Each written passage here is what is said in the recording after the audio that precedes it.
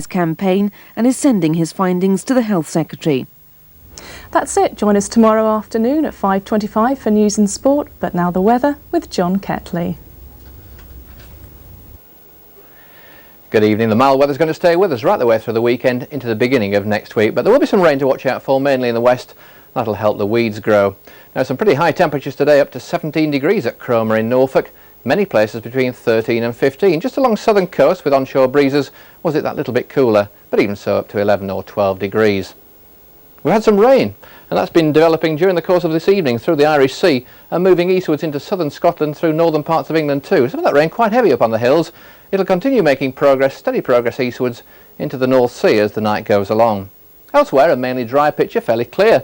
In fact, for southern and eastern parts, also up in north-east Scotland where the rain won't arrive in actual fact. But there will be more rain pushing northwards up into Northern Ireland as the night goes along. Out in the west it'll be quite windy. It'll certainly be very mild, about 7 or 8 degrees, quite muggy really. Whereas on the eastern side, though it will be milder than last night, temperatures will dip a little bit lower, perhaps down to 4 degrees up in northeastern parts of Scotland. Well, tomorrow's chart shows these mild winds coming all the way from North Africa, all the way up across the country, but this system here always trying to make inroads into the far western part of Britain. Well, the grey start in many places, but there will be some sunshine over north-east Scotland and down through eastern counties of England.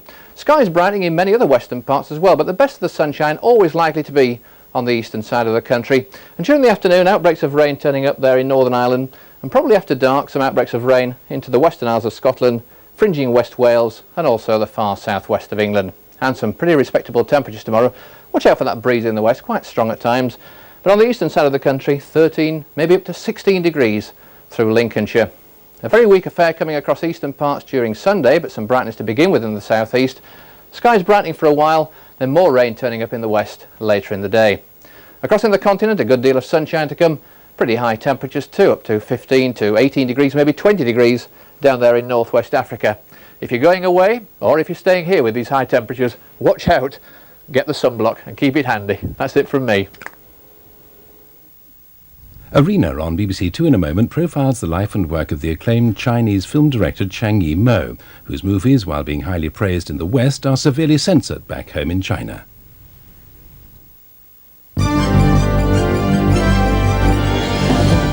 When an FBI agent tracks down a wanted man, if you try to escape, I'm authorized to stop you any way I see fit.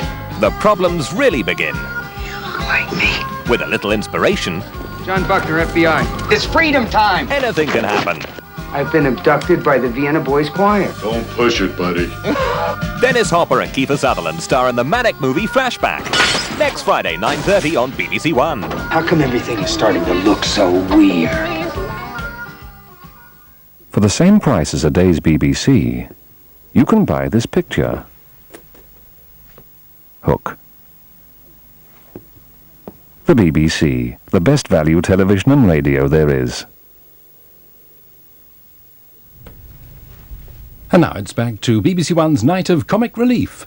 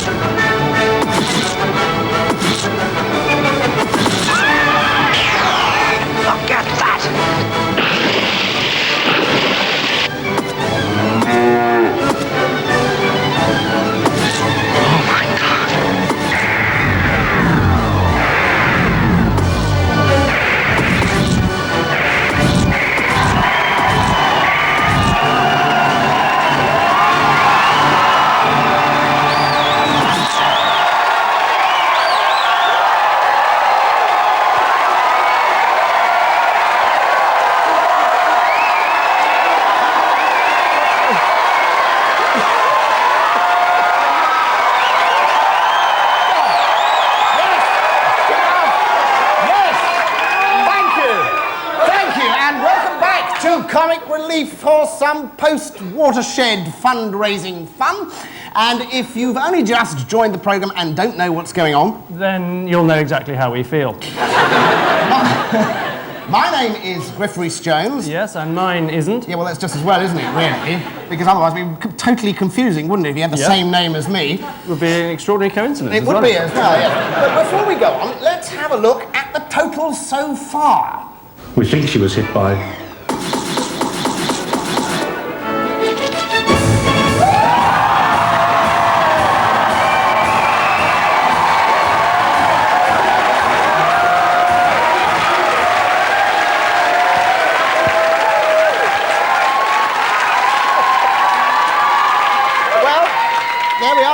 I was supposed to read it off the screen at the back there, but it's gone, hasn't it? But it was 2,500,000. Yes, very well done. Whoa!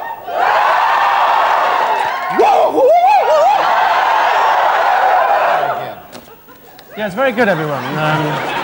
Well done on that. Yes, I'm sorry, Angus. What? Sorry, this is your first time on Comic Relief, isn't it? Yes, it is. Yes. Yeah. I'm sorry, you have to get a little bit more excited than that, you see. Oh, right. You have to, you have to give it plenty of woo, like that. All right.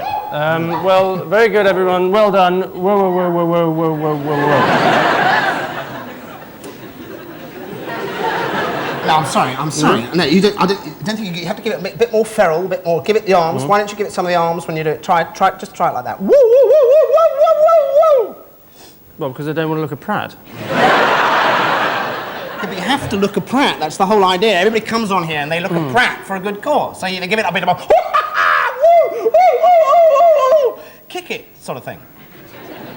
Oh, I see. Well, fair enough. Very good, everyone. Well done. Woo, woo, woo, woo, woo, woo, woo, woo.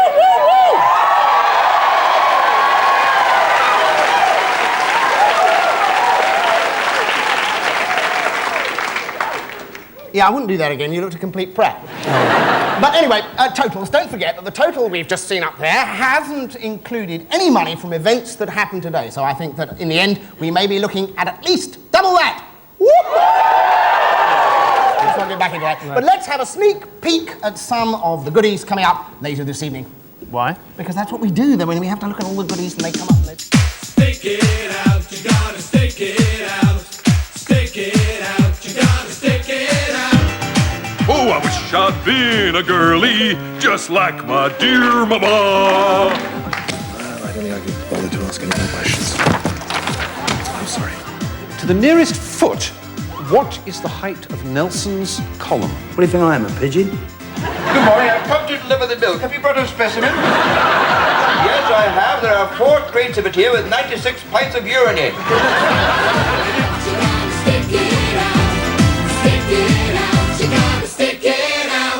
Stick it out!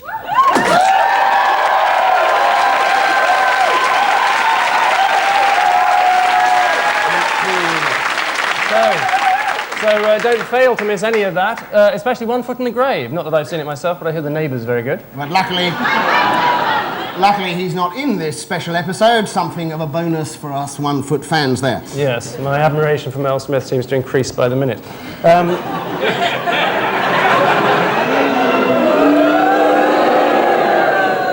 I'm only being serious. I know. Come on. Now, 6 months ago, Comic Relief had an urgent request for emergency help in Somalia. Somalia seemed then to be a country overrun by gunmen, but throughout the famine, there were in fact thousands of ordinary Somalis who were working to help their fellow countrymen caught up in the fighting. Do we plan on not straight in or going to do It's February the 24th, 1993. We've just left Mombasa Airport in Kenya, and we're in flight on our way to Somalia, which is not everybody's idea of the ideal holiday destination right now. When we arrive there, we're not going to have to bother with passports or customs or anything like that, basically because Somalia doesn't have that kind of thing, mainly because Somalia doesn't have a government. But what Somalia does have a lot of is gunmen and bandits and murderers who are trying their best to scare everybody witless. But we've got a job to do, and they don't frighten me. Much. Landing lights will put on later, and descent checklist is completed this time. Our flight is taking supplies to Baidoa to help the thousands of innocent Somalis who have been caught up in the violence. It's a lifeline for the survivors of a town where half the population has already died. Planes like this, full of relief food, have been flying into Somalia several times a day for months now, but they're still really, really needed. The Red Cross have been feeding 1.5 million people a day, which is like trying to make lunch for the entire population of Birmingham, Dudley and Wolverhampton combined. every day. Not even my mom could manage that.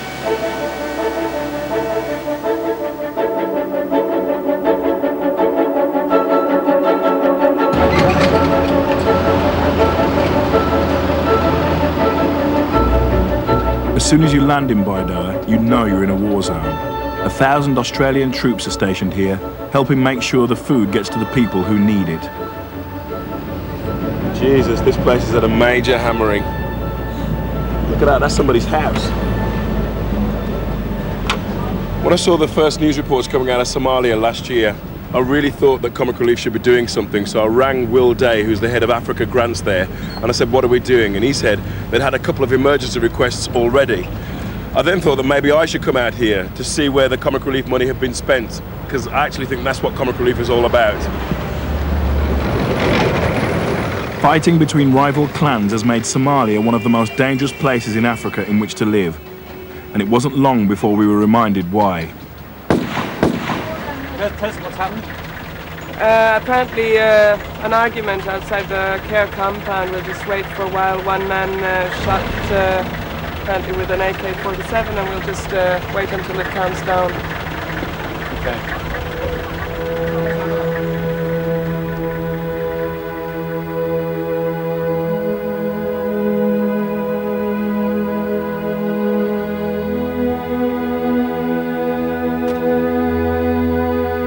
I found this small incident so depressing. It reminded me of what all the fighting has done to the people of this country.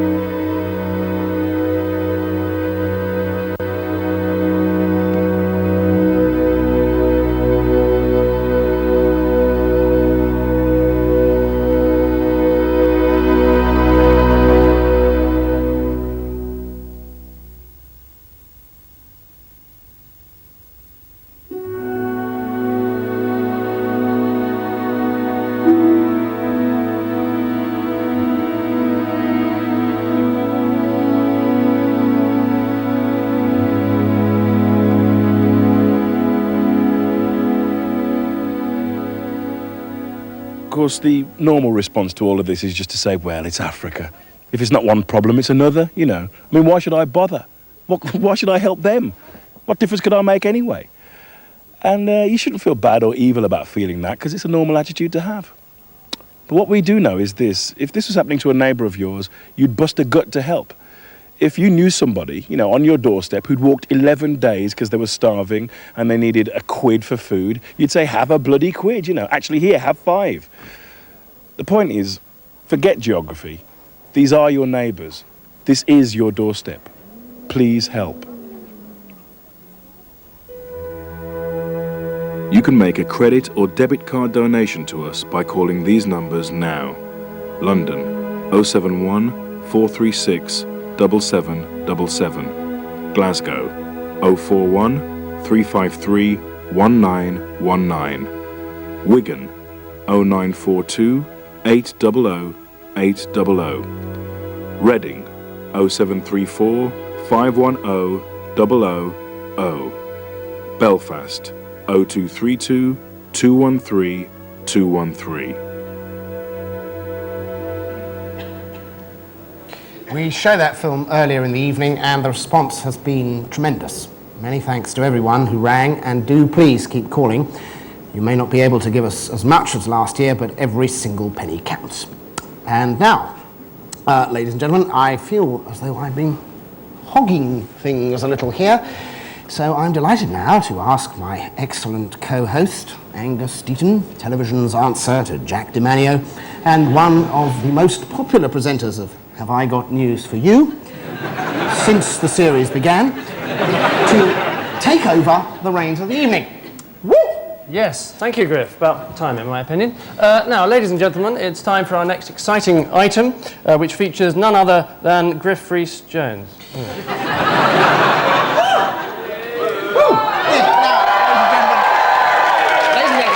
I'm proud to present a unique moment in British broadcasting history. Woo! A few months ago, we at Comic Relief were granted an audience with the Director General of the BBC. We asked him whether he knew of any truly extraordinary archive footage that had not yet been shown on television. And he said, "How the hell would I know? I've only just joined the staff." But as the weeks went by, we got rumours of a top-secret set of tapes which showed all the auditions that had ever been done for BBC programmes over the years. We asked permission to see them and were again refused. So we did the gentlemanly thing and we stole them. What I'm going to show you tonight is a glimpse of the programmes that never were. For example, before Christopher Timothy landed the part of the young vet in All Creatures Great and Small, many others tried. This famous scene was the one chosen to select the right actor. And here's Christopher himself getting down to business.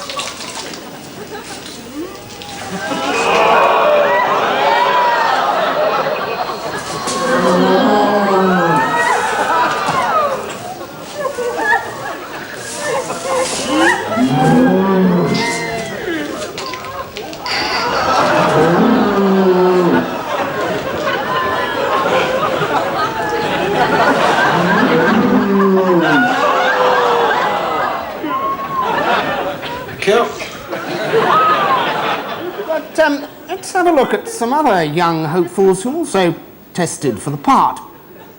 First up, John Gordon Sinclair.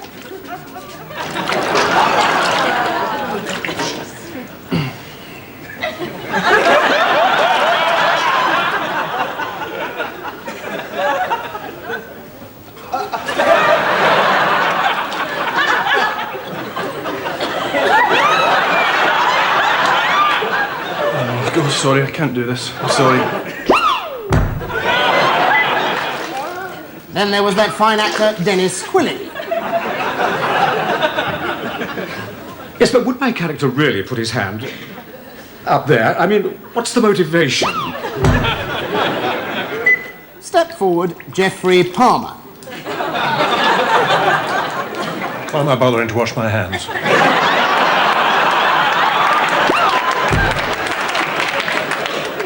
But if some found it a wee bit beyond their range, luckily there were plenty of other lusty young lovies who were prepared to take the plunge. For instance, Warren Clark and Joe McGann.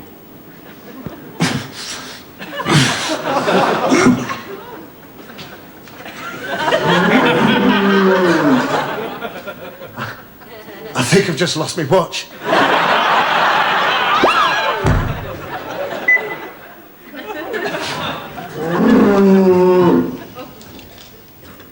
So will there be a lot of this sort of thing then?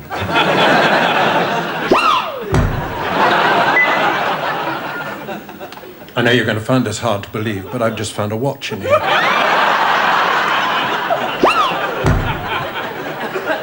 course, sadly, one of the interesting things about these screen tests is the way they can reveal an actor's limitations. For instance, Geoffrey Palmer's talent was evident, but it seemed hard to find the perfect place for him.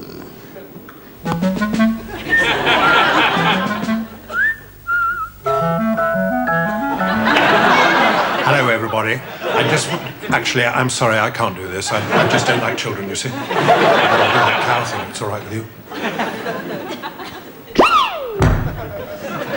Well, that's it from us. Now let's go for the weather prospect.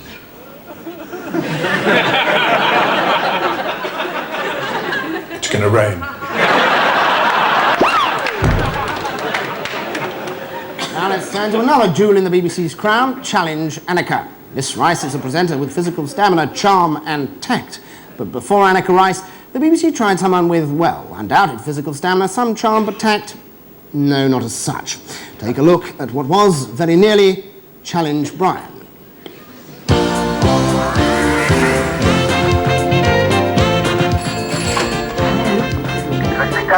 Speaking. My director has asked me to offer you a bus for your appeal. Oh, wonderful. Hello? Hello, is that Brian? Yeah. Swingland Motors here. We could offer you 2 buses. 2? Yeah. Shut up. Go on, spit it out. How many buses jack do you have down there? Well, you know we've got 15, but most of them are being used today. I see. But on the off chance you get your name on the telly, think you can spare it, maybe 2? Well, that's not completely true. Why not 1, Bernard? Why put yourself out with 2? You nasty, money-grabbing, ungenerous... Presents have been arriving from all over the country. People have been giving us paper and the toys are coming. There's books, there's first aid kits. And Roger, thanks for the parrot. And why not challenge Rich?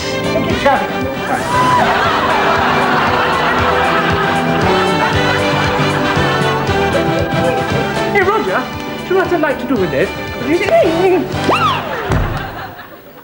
Just one of many examples of programmes now wholly identified with one presenter, which started life with another. Take Mastermind. Before Magnus Magnusson, the role of underlit interrogator was first essayed by that excellent newscaster, Michael Burke. You've 60 seconds starting now. Who was running the Ministry of Agriculture and Fisheries in 1947? Tom Williams. Well, yes, you say Tom Williams, but isn't it true that the real decisions were being made by the Prime Minister outside Cabinet and that Williams was just a puppet? I don't know. You don't know? Or you don't want to tell us? No, sorry, I don't know. Well, I don't think I can bother to ask any more questions. Next up, the future presenter of Question Time, Peter Sissons. Your chosen subject is the life and music of the Beatles. You have 60 seconds starting from now. What was on the B-side of Can't Buy Me Love? You can't do that. Correct. Who were the other 2 Beatles before Ringo joined? Stu Sutcliffe and Pete Best. Correct. I have to be fair here. Let's give someone else a chance. Let's hear from our audience. Gentleman at the back in the brown tie. Peter Sissons there with Peter Wingard's pubic hair strapped to his head. But now then, as Sir James Hemel might have said if he'd been doing a very bad impersonation of himself, here comes a tape that shows that the BBC actually tried to replace the silver-haired stalwart of Access programming. Let's have a look first at Jimmy and then his rival.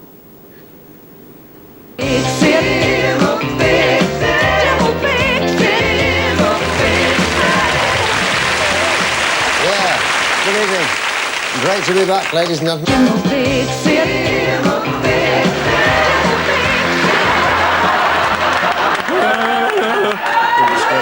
gracious. Now then, ladies and gentlemen, I've got a little letter here from a little girl who says she's being bullied. Bullied, ladies and gentlemen, by a bloke called Kevin. And she's asked if I'd fix it. Certainly. I'll be absolutely delighted.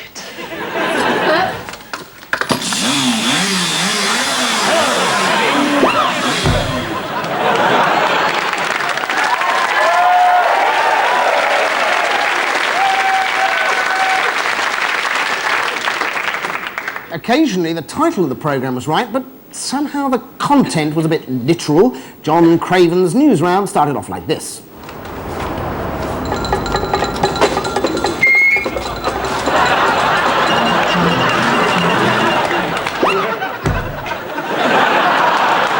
Our final tape may come as a bit of a shock to some people. Yes, there were auditions for Monty Python's Flying Circus using the now famous Lumberjack song. A young chap called Michael Palin was the first on, but there were some other pretty hot contenders for the role. After Michael Palin was a man who later got a lucky break on blockbusters. I'm a lumberjack and I'm okay. I sleep all night, I work all day. He's a lumberjack and he's okay. He sleeps all night and he works all day. I cut down trees, I eat my lunch, I go to the lavatory. On Wednesdays I go shopping and have buttered scones for tea. He cuts down trees, he eats his lunch, he goes to the lavatory. On Wednesdays he goes shopping and has buttered scones for tea.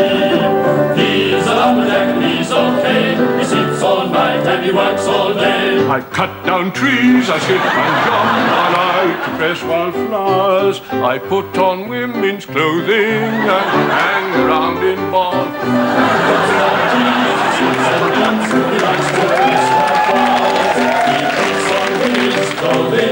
And hangs around in bars. He's a protector, he's all day. He sleeps all night and he works all day. Cut down trees, I wear high heels, suspendies, and a bra. Oh, I wish I'd been a girlie, just like my dear mama. Cut down trees, I wear high heels, suspendies, and a bra. Oh, I wish I'd been a girlie, just like my dear mama.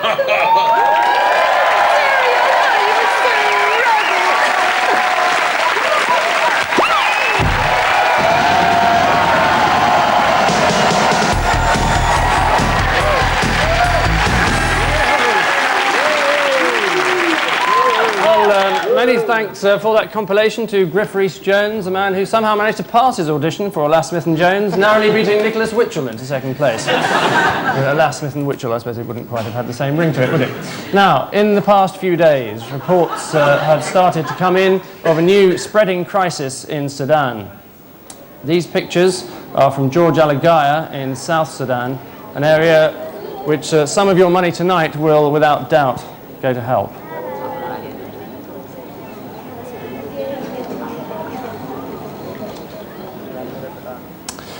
Some of the money you gave last year was sent to Somalia, which also had a terrible famine, but your money has helped things turn around there. This footage is from Lenny's visit there only a fortnight ago.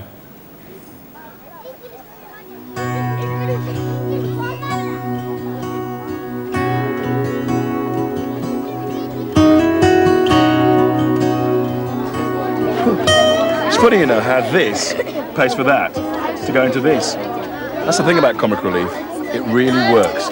You should be proud of yourselves. I'd gladly walk across the desert with no shoes upon my feet to share with you the last bite of bread I had to eat. I would swim out to save you in your sea of broken dreams.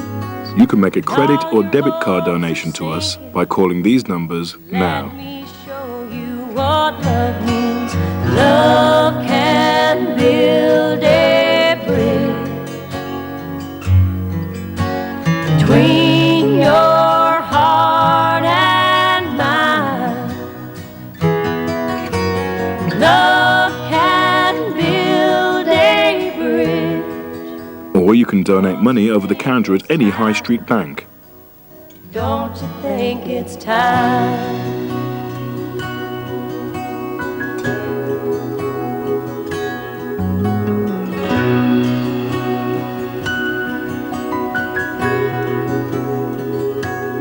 I would whisper love so loudly every heart could understand.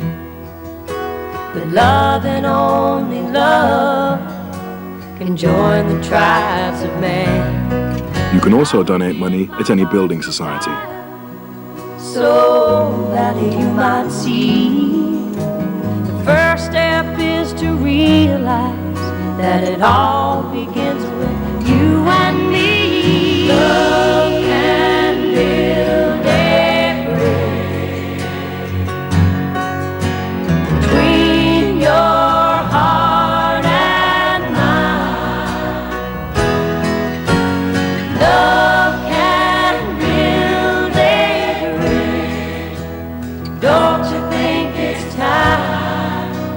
Don't you think it's time?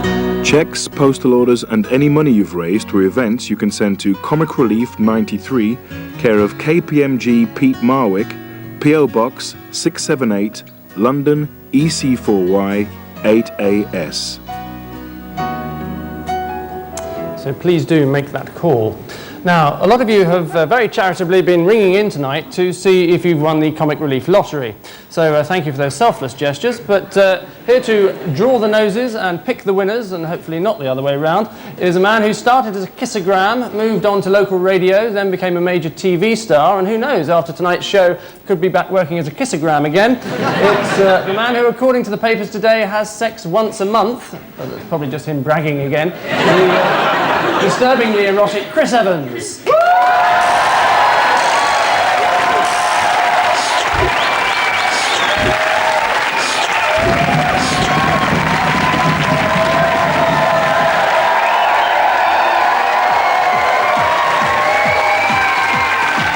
Yes, okay, Angus, but what a once a month that is. That's all I can say. It's fantastic. So here we are, Comic Relief 1993, and what's Comic Relief got? Has got lots of snot, and not only has it got lots of snot, but this year lots of prizes to say thank you for the first time. We'll do it again next time. Thank you for buying your red noses for 70p. We've given away 2 prizes, fortunately for you if you haven't won one yet. One of them was the bogey prize, but we still have Mr. Bean's Mini to give away. We still have your heightened comedy videos from the BBC to give away. We still have this just gorgeous tomato mini to give away. That deserved a little bit more excitement, but that's all right. And also, we have 2 comedy tickets to every single comedy show for the next 12 months on the BBC, and that's the right way round. That's the business. So let's go and play round 3 now. Everybody about 50 minutes ago that had a U and a K inside their nose called our number. We thank you for that. We've had thousands of calls, but now I've got to select one of those callers, and I'll just do that, and this will be lovely. Their name will come up and it'll all be fine. And their name is Josephine Oxford in Bolton. So I'll just say hello to Josephine. She should be miraculously on this phone now. Hello, Josephine. Hello, Chris. Hello, and how's Bolton? Oh, fine. Okay, you're very excited about being on? Oh, I am very excited. Okay, well, you've not got the bogey prize because that's gone to this poor bloke in Reading who's going to come and get gunged later on in the show. Oh, thank so God. you've definitely got a good prize to come. Which prize would you like? Oh, the red mini, please. Oh, the red mini, please. All right, then we'll try and win that for you, all right? Yeah, lovely. Okay, you stay there now. As we introduce our 2 members of the public plucked out of the audience at random, we're going to play 2 rounds of this now, so we need 2 people, and we've got, well, they say they're just very good friends, but we know, in fact, they are in complete and utterly entwined lovers every minute of the day, not just the once a month like myself. And they are Stephen from Liverpool, here he comes, and they are Fiona from London. Okay, hello Stephen. Hi Chris. Welcome. Hello Fiona, welcome to the show here. So you're for a living, you're a camera assistant. I'm afraid I am. Okay, and you're a nurse? Yeah. Okay, somebody once told me that the most important, in fact a nurse told me the most important thing a nurse carries with her is a pen. Would you agree with that? Definitely. Okay, and I suppose being a camera assistant, the most important thing you need is in fact a camera to assist.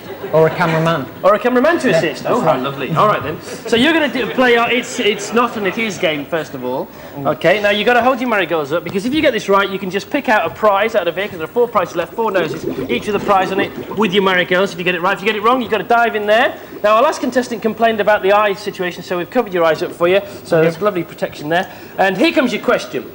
Is it true? Answer it is or it's not. It's snot, okay? Is it true that snotophobia is a fear of nasal debris? Answer either it is or it's not.